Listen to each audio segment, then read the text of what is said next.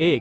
आंध्र प्रदेश लगभग 5 करोड़ की आबादी के साथ भारत का 10वां सबसे ज्यादा आबादी वाला राज्य है। 2. 1000 पुरुषों के मुकाबले महिलाओं का अनुपात 993 है, जो राष्ट्रीय अनुपात 926 से कहीं ज्यादा है। 3. राज्य की 88.5% जनसंख्या द्वारा तेलुगु भाषा बोली जाती है। तेलुगु भारत की तीसरी सबसे ज्यादा बोली जाने वाली भाषा है।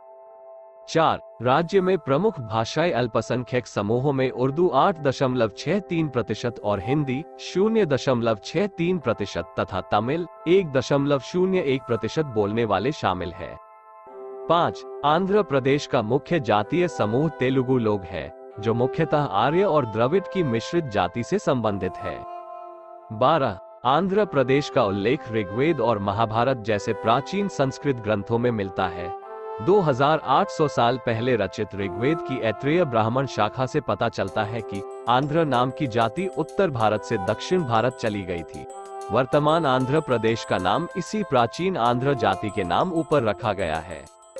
13. आंध्र प्रदेश के कई हिस्सों से मिले शिलालेखों से पता चलता है कि यह मौर्य साम्राज्य का हिस्सा हुआ करता था। चंद्रगुप्त मौर्य के राज दरबार में राजदूत बनकर आया मैग्स्थनीज लिखता है कि आंध्र प्रदेश में 1 लाख पैदल सेना, 100 हाथी और 200 घुड़सवार पैदल सेना तैनात की गई थी। 14. अशोक अपने 13वें शिलालेख में लिखता है कि आंध्र जाति उसके अधीनस्थ थी। अशोक की मृत्यु के पश्चात मौर्य साम्राज्य का पतन शुरू हो गया और आंध्र प्रदेश में शातवाहन उभरकर सामने आए। 15. शातवाहनों ने लगभग तीसरी सदी तक आंध्र प्रदेश के बड़े हिस्से पर राज किया। इसके बाद 12वीं और 13वीं सदी तक यहाँ अलग अलग राजवंशों का राज रहा, जिनमें इक्ष्वाकु राजवंश, पल्लव, आनंद गोत्रिका, विष्णुकुंडिना, पूर्वी चालुक्य, चोल और काकतीय शामिल हैं। 17. आंध्र प्रदेश पर दिल्ली सल्तनत के कब्जे के महज 3 साल बाद ही मुसुनूरी नायकों ने सल्तनती फौज को भगा दिया और अगले 50 साल तक राज किया। 18. मुसुनूरी नायकों की सफलता से प्रेरित होकर हरिहर और बुक्का ने विजयनगर साम्राज्य की स्थापना की, जो उस समय भारत का सबसे बड़ा हिंदू साम्राज्य था। 19. 16वीं सदी के प्रारंभ से 17वीं सदी के अंत तक लगभग 200 वर्षों के लिए कुतुबशाही राजवंश का आंध्र देश पर आधिपत्य रहा। 20. जब कुतुबशाही साम्राज्य पर अंग्रेजों का राज हो गया तो उन्होंने निजाम को हैदराबाद सहित कुछ प्रदेशों में उनके अधीन रहकर राज करने की अनुमति दे दी थी। 21. सन 1947 में जब भारत आजाद हुआ तो हैदराबाद का निजाम भारत से अलग होना चाहता था, पर राज्य की 80% से ज्यादा आबादी हिंदू थी, जिसने इस बात का विरोध किया।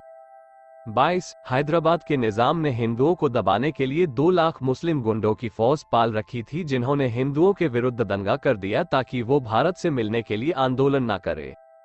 23. हैदराबाद की स्थिति को भांपकर सरदार वल्लभ भाई पटेल भारतीय सेना को ऑपरेशन पोलो के तहत हैदराबाद भेजा, जिसने कुछ ही समय में निजाम की फौज की धज्जियां उड़ा दी।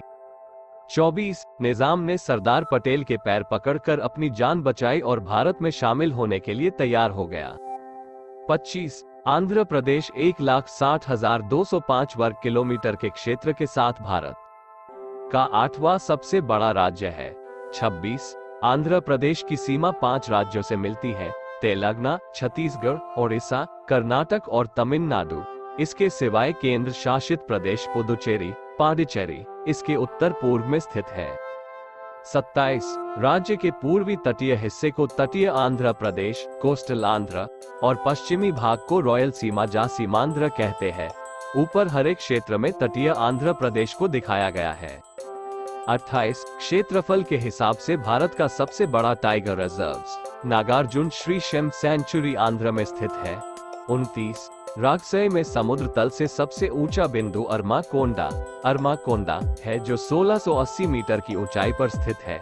यह आंध्र प्रदेश का नहीं बल्कि पूर्वी घाट का सबसे ऊंचा बिंदु भी है। 30. कृष्णा और गोदावरी नदियां राज्य की सबसे प्रमुख नदियां हैं।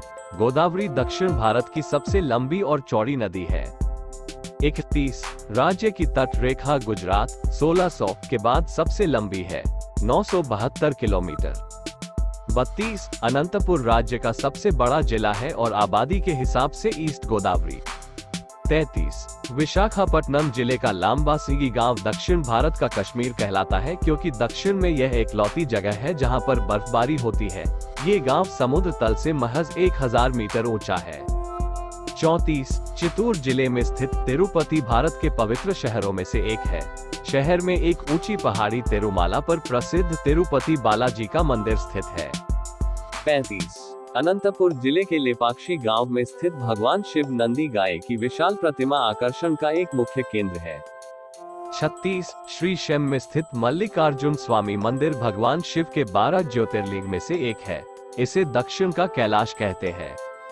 37 विजयवाड़ा के मोगराजापुरम में स्थित गुफाओं में बनी भगवान शिव की प्रतिमाएं देखने लायक है।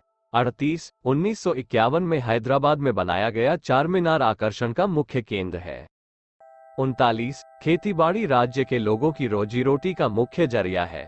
40 चावल यहाँ की मुख्य फसल है। आंध्र प्रदेश को भारत का चावल का कटोरा भी कहते हैं।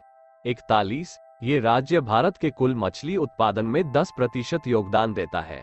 42 आंध्र प्रदेश कई तरह के खनिज भंडारों से भरा पड़ा है, जैसे कि कच्चा तांबा, मैग्नीज, कोला और चूना पत्थर। 43 तुमलापल्ली गांव की खाने माइंस यूरेनियम से भरपूर है।